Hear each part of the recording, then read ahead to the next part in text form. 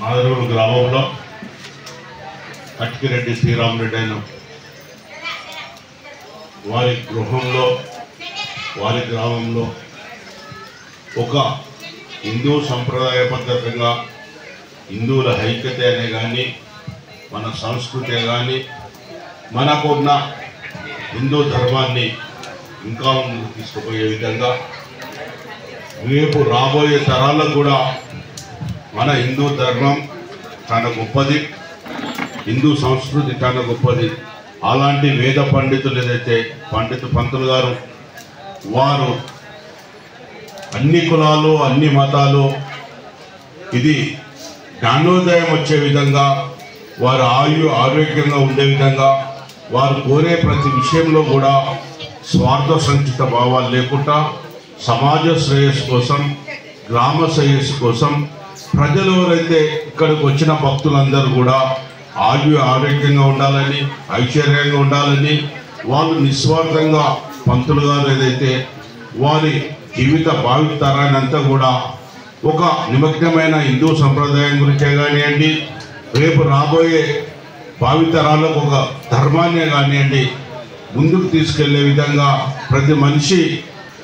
హింసా మార్గంలో కాకుండా ఒక మంచి మానవతా దృక్పథంతో ముందుకెళ్ళాలి, ధర్మాన్ని కాపాడాలి. తాను చేసే కార్యక్రమంలో ఇతరులకు కీడు చేయకుండా మేలు చేసే ఆలోచన సంప్రదాయబద్ధంగా ముందుకెళ్ళాలనే ఆలోచనతో వాళ్ళు సంస్కృతంగా కానీ సంస్కారంలో కానీ ఇక్కడికి వచ్చే వారికి అందరూ కూడా అన్ని విధాల సంపదన కానీ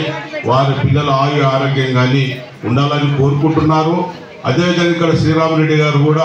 ఈ గ్రామంలో ఉన్న వారికి అందరికీ మేలు జరగాలనే ఆలోచన, తన కుటుంబానికి కూడా మేలు జరగాలని చెప్పి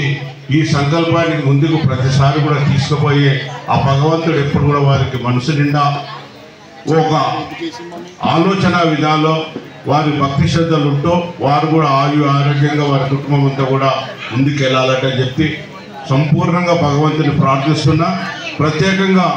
కొంతమంది సందర్భాల్లో చెప్తాడు భగవంతుడు ఇచ్చిన మధ్యలో పూజారిదే ఉంటుంది అన్నట్టు పూజారి గారు కూడా నిర్విరామంగా ఈ గ్రామమే కాదు ఈ భారతదేశంలో రేపు జరగబోయే మా రాష్ట్ర ప్రభుత్వం కూడా కాంగ్రెస్ పార్టీ కూడా ప్రజలకు అనుకూలంగా ఉండే విధంగా అన్ని విధాల క్షేమంగా ఉండాలంటే చెప్తూ పంతులు గారి ఆశీర్వాదం కూడా మా అందరి మీద ఉండాలని చెప్పి ధర్మాన్ని అనేది నిమిత్తంగా తప్పకుండా ముందుకెళ్లే విధంగా మేము ప్రయత్నం చేస్తామని చెప్తూ కోరుకుంటున్నాం.